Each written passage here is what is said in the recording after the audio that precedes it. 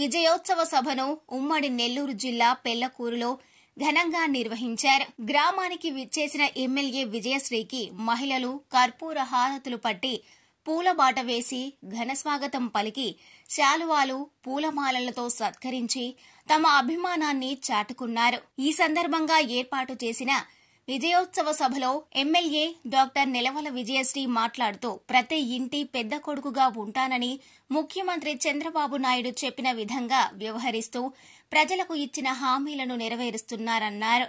ఎన్నికల ముందు చెప్పిన మాట ప్రకారం పెన్షన్ నగదును పెంచి జూలై నెలలో 7,000 పెన్షన్ అందించడంతో ఎంతో సంతోషంగా ఉన్నారన్నారు.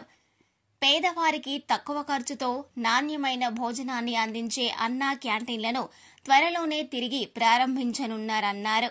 ఉచిత ఇసుకను అందించేలా జీవో నెంబర్ 43 విడుదల చేయడం సంతోషంగా ఉందన్నారు.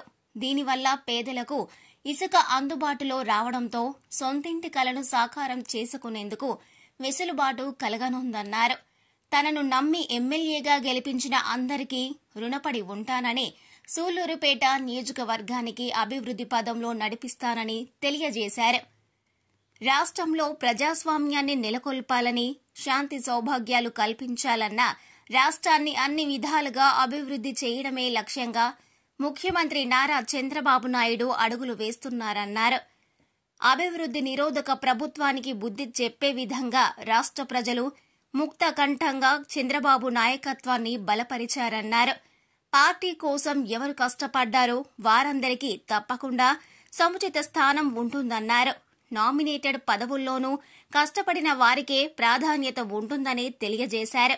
ఈ కార్యక్రమంలో టీడీపీ నాయకులు శిరసనంభేటి విజయభాస్కర్ రెడ్డి, మండల అధ్యక్షులు సంచు కృష్ణయ్య, వేలూరు మురళీకృష్ణారెడ్డి, పేరం రమేష్ నాయుడు, నాగేంద్ర ప్రసాద్ తదితరులు పాల్గొన్నారు.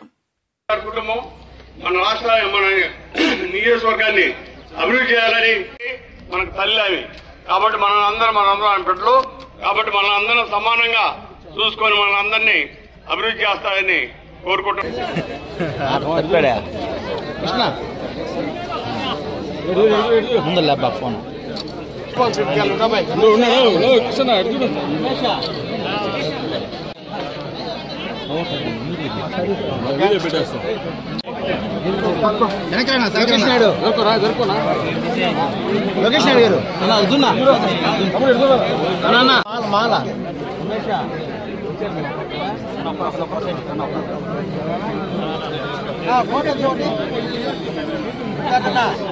అందరూ చెప్తున్నారు కానీ ఈసారి పెళ్లకూరు మండలం నాయకులు గాని కార్యకర్తలు గాని ప్రతి ఒక్కళ్ళు కష్టపడి సమిష్టి